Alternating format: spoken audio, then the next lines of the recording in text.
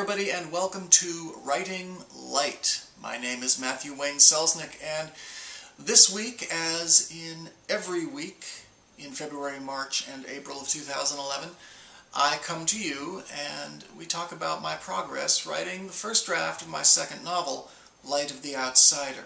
This is not necessarily how to write a book.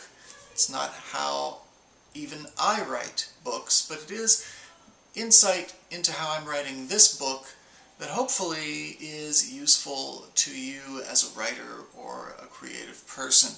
Every week I like to start off by kind of going through my notes on the progress I've made in the previous week.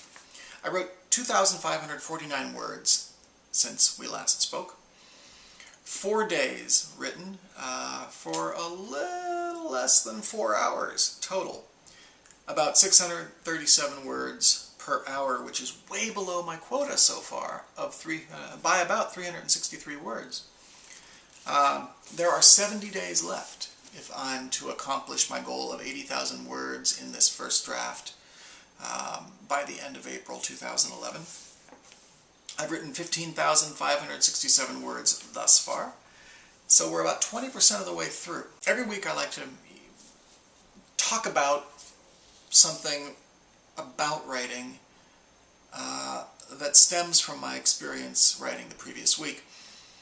And this week I want to talk about why I'm not concerned that my output was less this past week than other weeks. And it has to do with an overall feeling of security and confidence writing in general. And let me explain. Sunday and Monday I didn't write because I was spending time with my girlfriend.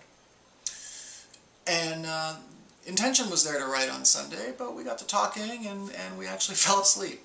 And Monday was Valentine's Day, and we went and had a lovely dinner and celebrated us.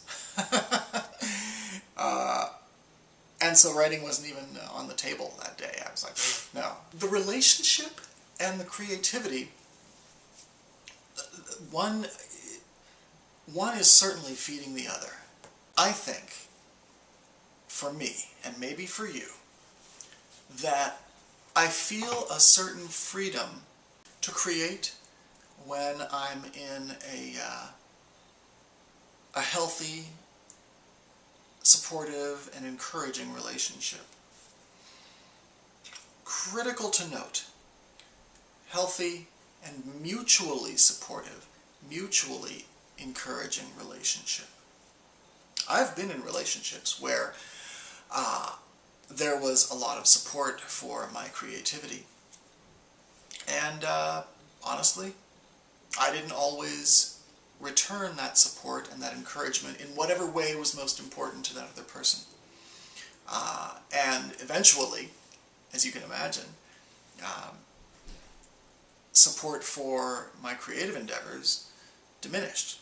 I guess what I'm saying is, I find that it's critically important to my creativity, and maybe yours too, to make sure that your emotional environment is conducive to being creative. In this case, is conducive to writing. For me, that means making sure that the person who is most important to me in my life understands, encourages, supports, and nurtures my writing, allows me the time to actually do the writing, cheers me on when they hear about my progress, or epiphanies I've had, or just shares in the experience. I also think that I am equally attentive to the things that are important to them, and that I allow them the time to do those things that are essential to their emotional soul, and that I celebrate their accomplishments and their victories and their epiphanies. I think that having this healthy central relationship in my life is absolutely integral to my success writing and finishing this book. This is, as I think I mentioned in another episode, not the first time I've tried to write Light of the Outsider. And all the other times failed for various reasons, and one of those reasons was because I was not in a creatively healthy environment. I'm always interested in your feedback. This week, I'm going to present maybe a challenge to you. If you're a creative person, if you're a writer, artist, whatever it is that you do, but I suspect most of you are writers, take a look at the people in your life who are most important to your emotional health. Do they support what you're doing? Do they support your creative endeavors? Are they providing you with the emotional environment that is most helpful to you to be creative? And are you returning the favor? Are you helping to create a mutually beneficial, mutually encouraging, mutually sustaining environment for everyone involved? You got to hold up your end, man. It's not, give time for the writer, give time for my creative process at the sacrifice of other things. It's about balance and give and take, absolutely. So my challenge, again, is to you to look at the people in your life, the emotional relationships in your life. Are you receiving nurturing? Are you receiving encouragement? Are you receiving support? If not, what are you going to do about it? What's your responsibility there? What steps can you take? You may need to take very difficult steps. You may need to do things you're not ready to do. But what's more important? For me, creating is essential to my health. It may be the same for you. So look at things. That's my challenge to you. Look at your emotional environment. And if it's not right, decide what you're going to do about it so that you can be the most creative you can be.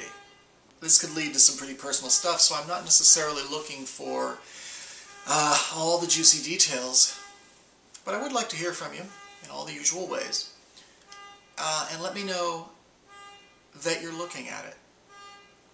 Maybe you have a success story. Maybe you have a hard story to tell that you're willing to tell. Whatever you're comfortable sharing, please share, because I think we could all benefit from it. My name is Matthew Wayne Selznick. This is episode 3 of Writing Light, or Writing Light of the Outsider. I do look forward to your comments, and I hope that you will share this video, in whatever way is most convenient to you, with as many people as possible, so that we can grow the conversation and build a little community around this project. Thank you so much. I will talk to you again next week. Bye-bye.